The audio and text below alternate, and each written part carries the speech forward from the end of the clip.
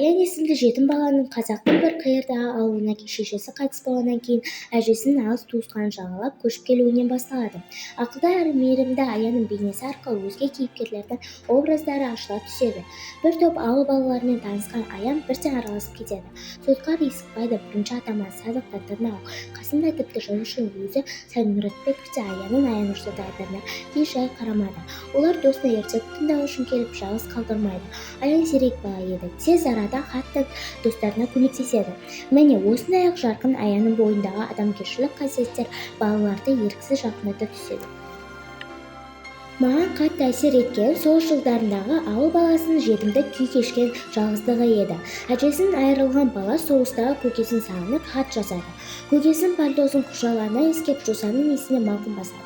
Балалар да еліктеп рухани күш алады. Жусан иісі хикаяты қазіргі жарықтығында жылдам заманда тамырынан ажырамаған қазақ атты қасиеті мен қасіреті мол ұлтқа өте қажет дүние. Қасірет дегеннің басына небір нәубатты кешіргендігі, ал қасиеті біздің тамырымыз бен салт-дәстүріміздің және ұлттық келбетіміз ауылда қыр белестерсіз жайқалып, құнарлы топырақтан нәр алған киелі жусан есінде жатқандай.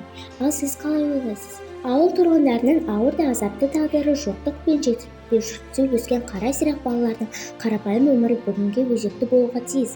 Себебі біз қанша баршылықты, тоқшылықта өмір сүрсек те, соғыс кезіндегі балалар арасында көрінетін тату достық жусанмен сіңіп қаймағы бұзылмаған ауыл тұрғындарына ата-баба дәстүріне алған қасиетінде. Сол замандағы Аян мен балалар тағдырын біріктірген адал достық деген сенімдемін. Интернеттен арзан дүниеге қарап, уақытты бос өткізгенше жазушының шығармаларына рухани қуат алатын жусан иісі секілді асыл қазынаны оқуға шақырамын, достар. Міне, осындай керемет шығарма.